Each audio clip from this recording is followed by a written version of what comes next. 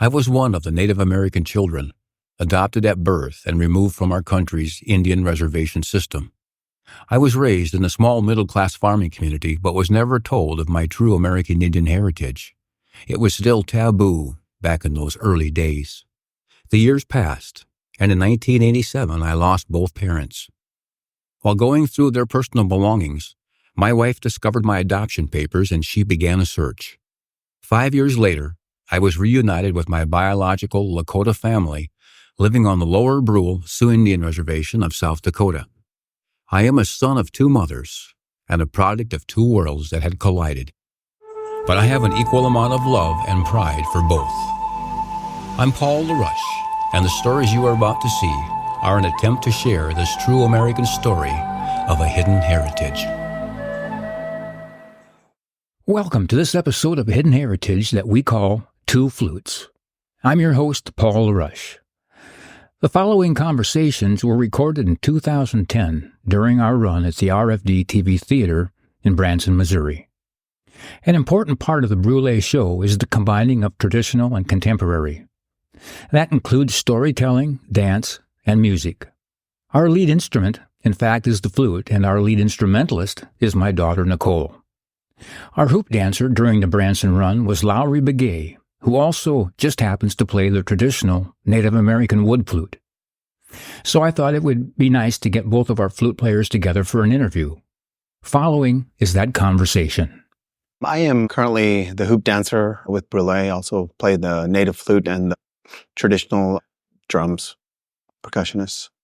Before I joined Brulé, I was an independent performer. I had the opportunity of traveling all over the world. I had my own dance group, and what I did was played different types of music, and mostly traditional native music, and played the Native American flute and did the hoop dancing and also sang the native songs. And it took me to a lot of different places. And after that, meeting Paul and the journeys that he was going on, got to connect with Brulé, and I've been with them ever since. Some of the places that I've been able to perform is mostly Europe. I've been able to go over to Europe, and I've been into Belgium, Norway, Germany, England, Spain, spent a lot of time in Switzerland, and I even had the opportunity to go to Iceland, which was really, really neat. And most recently, I had the opportunity of going to Japan and performing for the soldiers over there. And it was really important to go over there and perform for the soldiers because I was in the military myself, so I knew what it was like to be away from home and to see somebody who is from the native background and see him over there overseas. It's kind of nice to reconnect with somebody who you know and who can speak your language. The reception that we get from overseas is really, really great. I don't think I've had anything negative overseas. Their outlook on it is totally different in many ways. I'm not saying that the way that people look at Native American in the United States is a bad thing, but in overseas, they seem to study it and they seem to really research, especially in Europe, especially in Germany. And so the reception was really neat. And I had the opportunity to go to a powwow there, and I didn't know what to expect. But when I did go there, the beadwork was just really clean, really tight, and really well studied. And what they did was not only did they learn the songs, but they learned to speak some of the language.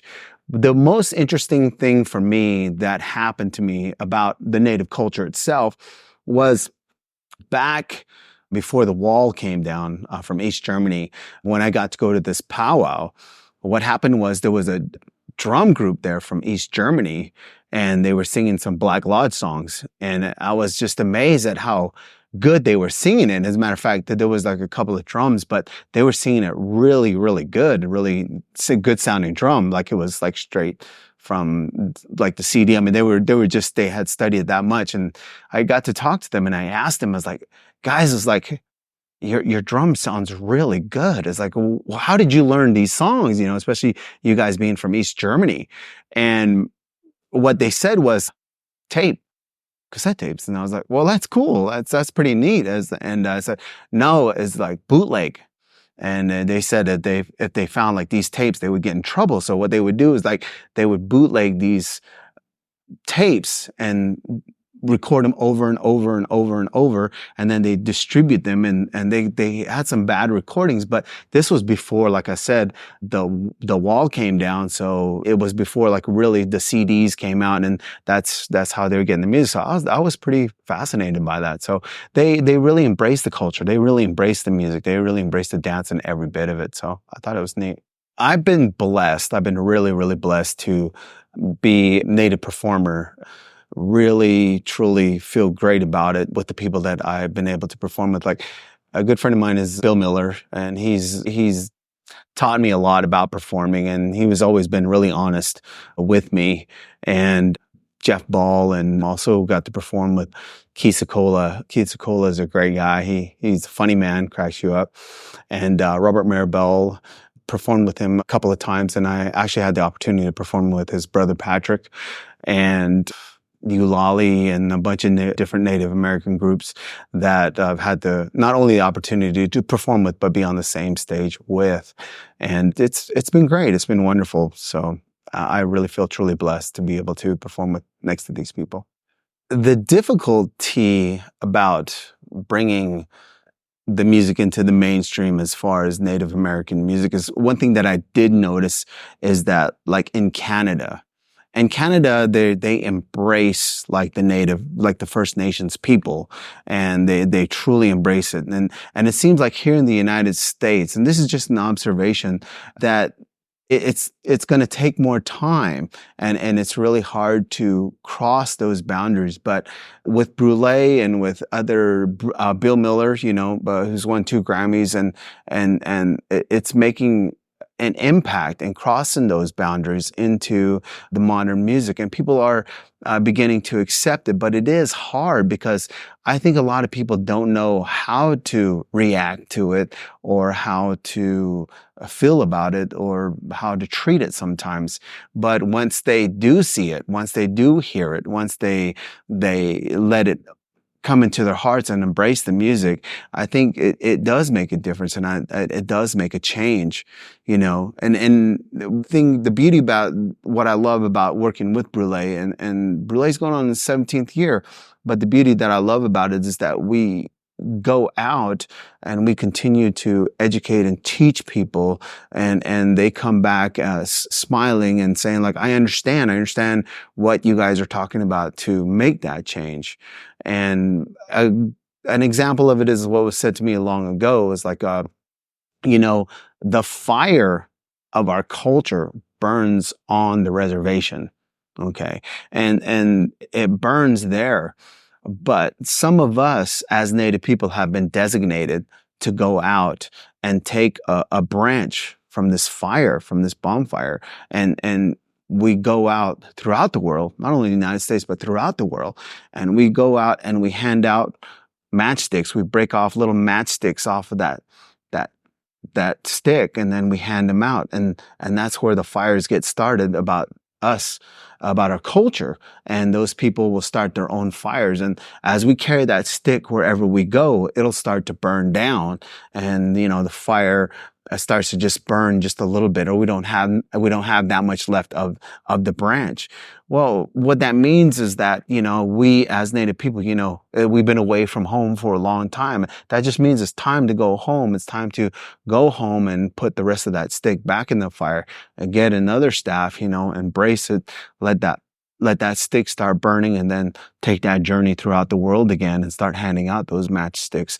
Because, the fire of our culture burns on the reservation. So we must always go home. We must always go back and visit. And, it's like our culture is always there, but we're always learning more. We're always being educated in every way. I mean, even not through our elders, but through our children and everything that we do. Anytime you start something new, there's always going to be problems, and the problems do exist, and that happens in theater, that happens in music, that happens in a lot of things that we do, and the way I see it is that we as a group continuing to work at it and continuing to make it better, it's going to get better. I mean, we're going to go through these trials and go through all these things that we do, and it's life. It's part of what we do. But for me, in my personal views about it, is I feel so strongly about this because we can make a difference. And it's not only that we are here to bring in people, and give them a performance. I mean, we could say that all day long. And just like any group here in Branson, you see them and they're there to entertain, and they're out there to sing songs about whatever it may be, or dance about whatever their show is about. But the one thing about our show is that it's very human spiritly oriented. We make a difference. I feel we make a difference because when people afterwards come to us, it's like, thank you. I have a better understanding about it. Thank you. It helped me deal better with the death of my father. Thank you. It reminded me of the time that I spent with my grandmother, my grandfather. Thank you. I'm a veteran, and I really appreciate it, and thank you very much. So that's what continues to keep us doing what we do. But at the same time is that it's been tough here. It's been tough here because we're up against all the other theaters here. But the beauty about it is if we continue to do what we do, more people will come. And the hard part about it is, like I said, we have to go against the other theaters, Yeah, and I don't think a lot of the people knew how to categorize us. I don't think a lot of the people know how to put us or how to take us until they see the show itself, and they come and see the show, and then they're like, "Wow, this is everything." Covers everything from the earth to, to family, to culture, to the veterans, and everything. Just covers everything, a wide range of the human spirit, basically.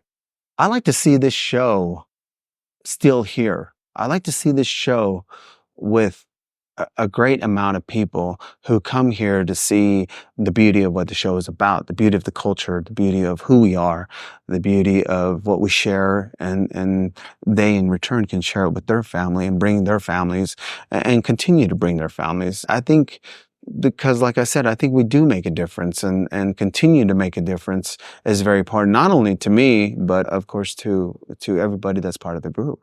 This is the traditional Native American flute. And there's stories among stories about this Native American flute. And I really enjoy playing the flute. And if you look at the flute itself and the way it was made, they say that it was a gift to us from a bird. And if you look at it right here, there's a bird on the flute, and that's what this is also called, is the bird. The Native American flute has been around for a very, very long time. And for us, from my people, from the Diné, known as the Navajo, ours was actually made out of the sunflower stalk. And that's the way it was made. And among the Apache, theirs was made out of some of the willows that grow down by the wash and everything. And then among the Cherokees, they made their flutes too also. And so many tribes use this Native American flute. And it's also known as the love flute. And it was also used for meditation. So there's stories among stories about this Native American flute, and it is still continued to use to this day. I play the flute, the classical flute, but I play it with a native twist. Playing in Deadwood, playing for 10 to 12 hours, days, for 3 months, and being hot, and a lot of playing.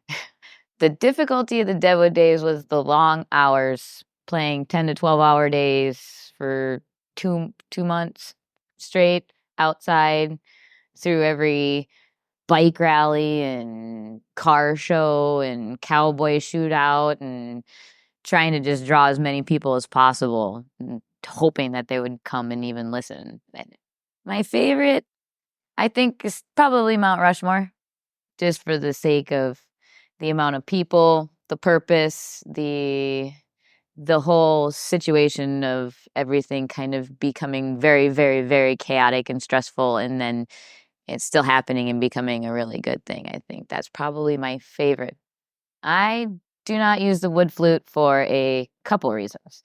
The main reason is we weren't raised traditionally, and even though we found out about our culture and have taken some things in, the one thing that the women could not play the traditional flute in the Lakota, regardless if it's different now, it was a respect thing to not do that. But I was also classically trained on classical flute and thought that for me and who I am, how I am, is better. And the purpose and the message of Brulé is to blend the cultures together and all the different kinds of things from not just traditional, but from the outside world too that we did grow up in.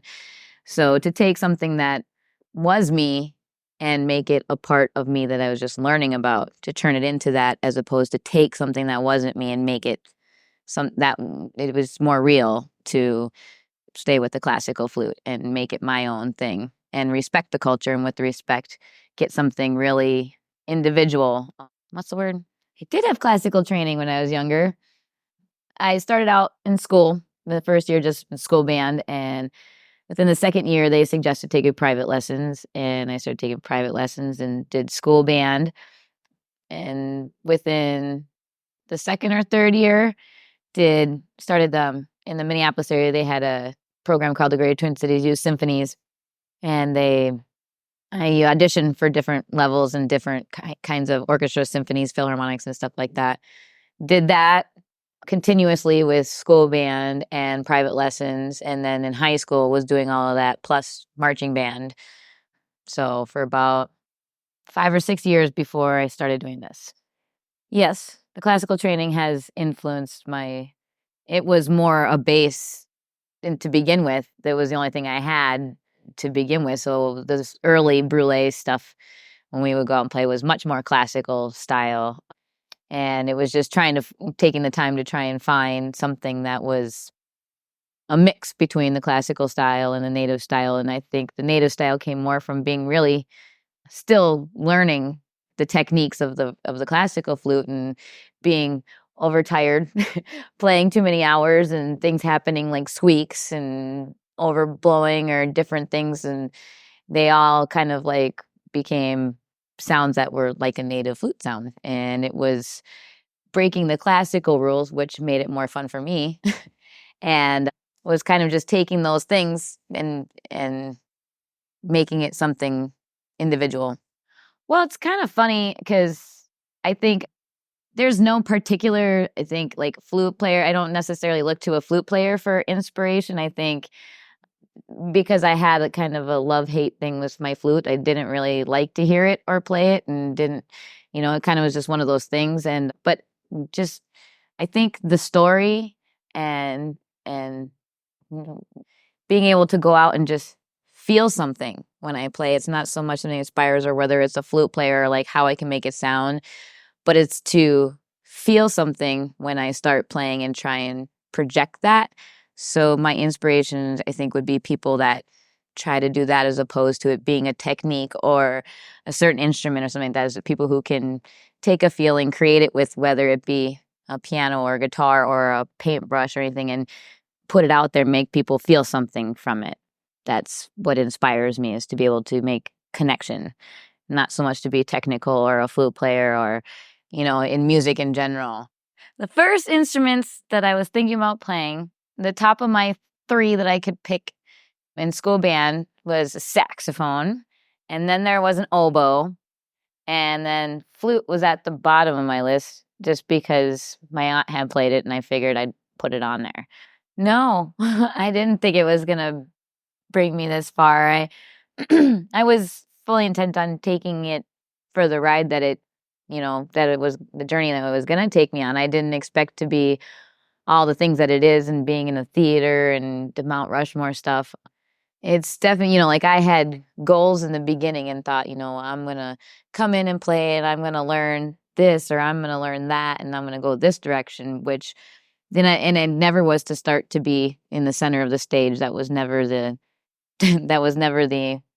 purpose of it. It's all kind of just, but the more I've learned to let things be what they are and the moment take it for what it is, the more he goes on this journey. And yeah, I would never expected this, but it's every day is just as equally exciting as the next. And what comes next is living a dream. Yeah.